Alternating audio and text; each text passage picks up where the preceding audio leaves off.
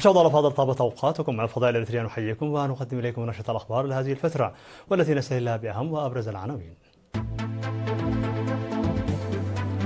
اجتماع تشاوري حول تنمية وحماية الغابات في مديرية دبارو.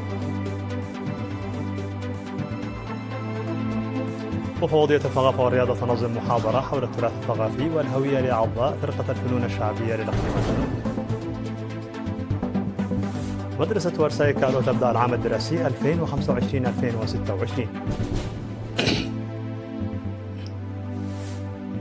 بوركينا فاسو تعتبر منسقة الأمم المتحدة المقيمة شخصية غير مرغوب فيها. الصين والهند تتفقان على الحفاظ على زخم العلاقات الثنائية. إيران وأرمينيا توقعان بيانا مشتركا و10 وثائق تعاون.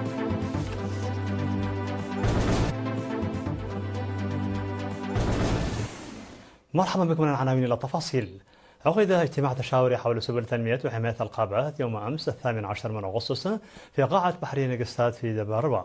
شارك في اللقاء مسؤولو فروع الوزارات والاتحادات الوطنية ومدراء 28 إدارة ضاحية وأعيان 82 قرية للتشاور حول سبل تنمية وحماية الغابات، نظرا إلى النتائج المشجعة التي سجلت في برامج التشجير التي ظلت تنظم على مستويات إدارات الضواحي والقرى ونفير موظفي المؤسسات الحكومية والاتحادات الوطنية ودور العبادة، بالإضافة إلى برنامج الحملة التنموية الطلابية والمواطنين المهتمين بهذا الشأن.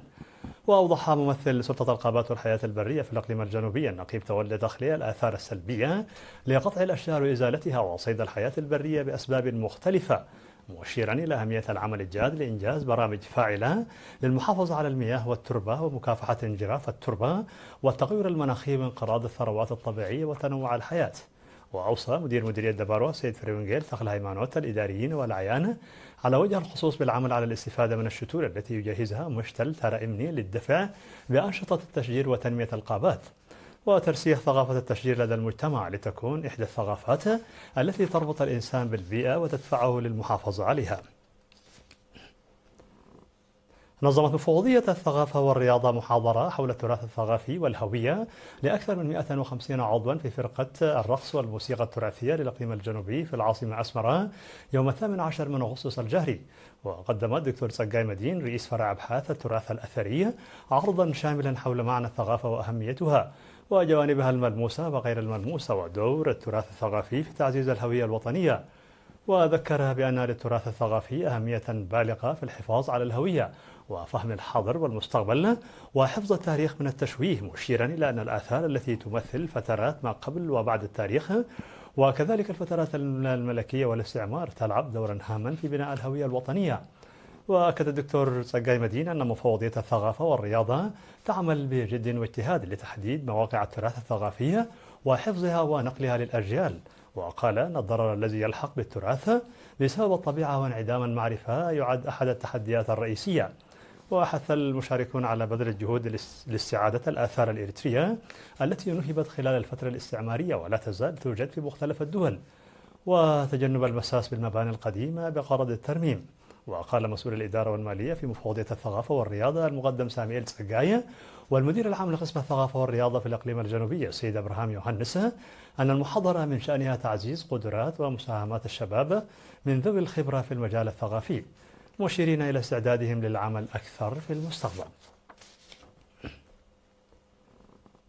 بدأت مدرسة ورساي كالو في ساوا والتي تستقبل طلاب الصف 11 من المدارس الثانوية في جميع أنحاء البلاد وتؤهلهم لامتحان الشهادة الوطنية للصف 12.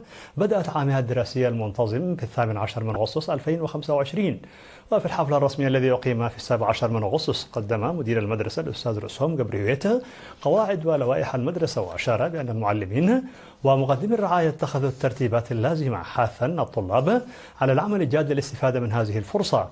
وأكد أن التكامل الوثيق بين مدرسة ورساي كالو ومركز تدريب الخدمة الوطنية يعزز نتائج العملية التعليمية. ودعا الطلاب إلى اتباع المعلومات والنصائح التي يقدمها لهم المشرفين والمعلمين. وأخيرا أشار إلى أن الأنشطة الرياضية والثقافية ومسابقات المعلومات العامة والمناظرات والخطابة وبرامج تمكين الإناث والندوات والبرامج الترفيهية وأنشطة النفير هي برامج سنوية تقام إلى جانب التعليم الأكاديمي. وأعرب الطلاب عن استعدادهم لبذل الجهود لتحقيق الكفاءة في تحصيلهم الأكاديمي وكل الأنشطة المنظمة. وأكد نائب قائد مركز تدريب الخدمة الوطنية المقدم تمسجن سامييل أن المركز يواصل جهوده لتلبية الاحتياجات الأساسية للطلاب، وحث الطلاب على التركيز في دراستهم والعمل على تحقيق نتائج أفضل. نظم المكتب المركزي للاتحاد الوطني للمرأة الإريترية بالتنسيق مع فرع الاتحاد في الإقليم الجنوبي دورة تدريبية في إدارة المال والمستندات في مندفرة لموظفو مكاتب الاتحاد في 12 مديرية تابعة للإقليم. وأشارت مسؤولة الإدارة والمالية لدى المكتب المركزي للاتحاد الأستاذة زايد مسفن بأن الدورة نظمت ضمن الجهود المستمرة التي يقوم بها الاتحاد من أجل رفع كفاءة وقدرات المرأة العاملة، وأولها تلك العاملة في مكاتب الاتحاد.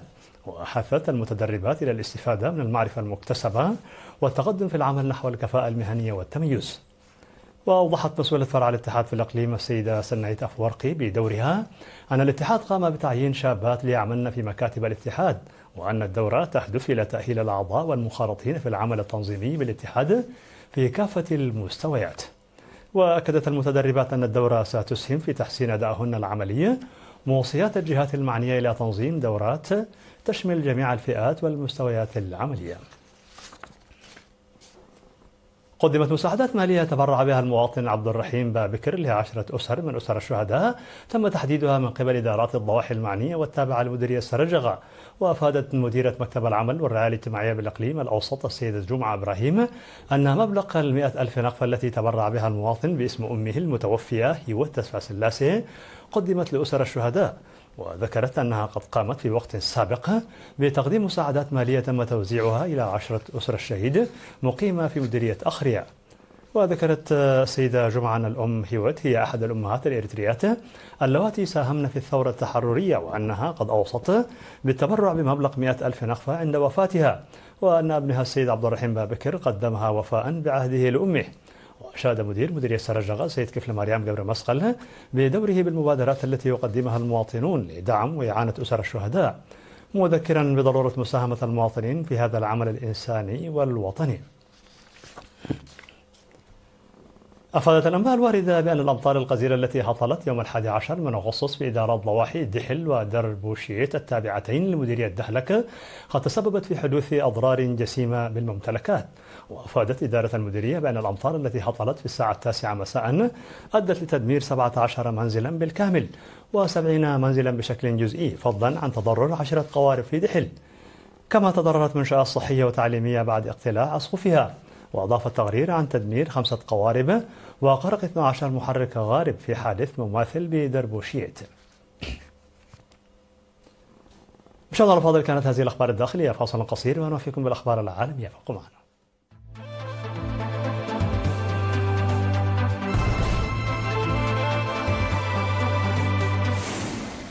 مرحبا بكم على الصعيد العالمي. اعتبر المجلس العسكري الحاكم في بوركينا فاسو منسقة الأمم المتحدة المقيمة شخصية غير مرغوب فيها جراء مشاركتها في صياغة تقرير أممي يروج لمعلومات خطرة وكاذبة حول الأطفال والنزاع المسلح في البلاد التي تواجه أعمال عنف جهادية. وقالت الحكومة أن كارول فلور سمير جينياك تعتبر شخصا غير مرغوب فيها على أراضي بوركينا فاسو بسبب مشاركتها في الإشراف على صياغة تقرير يجمع معطيات من دون مصادر موضوعية ومن دون أدلة تروج لمعلومات خطرة وكاذبة. ويؤكد المجلس العسكري الحاكم برئاسة إبراهيم تراوري أنه يجعل من استعادة أراضي بوركينا فاسو أولوية، إلا أن البلاد لا تزال واقعة في دوامة عنف، واتهم الجيش والعناصر المدنيون المتحالفون معه تكرارا بارتكاب انتهاكات بحق المدنيين. اتفقت الصين والهند على الحفاظ على زخم العلاقات الثنائية، وذلك خلال محادثات جرت بين وزير الخارجية الصيني وانغ يي ونظيره الهندي سوبرا مانيام جاشانكار. وأكد وانغ أن العالم يشهد تغيرات سريعة في المشهد الدولي مع انتشار ممارسات التنمر الأحادية ومواجهة التجارة الحرة والنظام الدولي لتحديات شديدة. وأشار إلى أن الجانبين ينفذان التوافق الذي توصل إليه قادة البلدين ويعيدان تدريجيا إطلاق الحوار والتبادلات على جميع المستويات مع الحفاظ على السلام والهدوء في المناطق الحدودية، مؤكدا أهمية أن يكون للجانبين تصورات استراتيجية صحيحة وأن ينظر الكل منهما إلى الآخر كشريك وفرصة وليس كمنافس أو تهديد، وأن يستثمرا مواردهما القيمة في التنمية. وقع مسؤولون رفيع المستوى من إيران وأرمينيا بيانا مشتركا و10 وثائق تعاون في مجالات مختلفة، منها الاقتصادية والثقافية والسياسية والتعليمية والطرق والتنمية الحضرية والفنون والصحة، وذلك في إطار تعزيز مستوى العلاقات بين البلدين. ووقع رئيس الجمهورية مسعود بزشكيان ورئيس الوزراء الأرميني أيضا بيانا مشتركا بشأن الزيارة بين البلدين. ووصل الرئيس بزشكيان إلى العاصمة الأرمينية يريفيان في زيارة رسمية، وذلك تلبية لدعوة من رئيس الوزراء الأرميني، وكان في استقباله نائب رئيس الوزراء ووزير الخارجية الأرمني. في الخبر الأخير، أطلقت الصين صاروخها الحامل ليجيان 1 و A-10 حاملا 7 أقمار صناعية، حيث انطلق هذا الصاروخ من منطقة تجريبية للابتكار الفضائي التجاري شمال غرب الصين، وأرسل الأقمار الصناعية بنجاح إلى مدارها المخطط له. هذا وتمثل هذه المهمة الجوية الثامنة لسلسلة صواريخ ليجيان 1 الحاملة. في نهاية نشر لكم تذكير بأبرز ما جاء فيها من عناوين. عقد اجتماع تشاوري حول تنمية وحماية الغابات في مديرية دبارة. مفوضية الثقافة والرياضة تنظم محاضرة حول التراث الثقافي والهوية لأعضاء فرقة الفنون الشعبية للإقليم الجنوبي. مدرسة ورساي كالو تبدأ العام الدراسي 2025-2026. بوركينا فاسو تعتبر منسقة الأمم المتحدة المقيمة شخصية غير مرغوب فيها. الصين والهند تتفقان على الحفاظ على زخم العلاقات الثنائية بينهما. إيران وأرمينيا توقعان بيانا مشتركا و10 وثائق تعاون.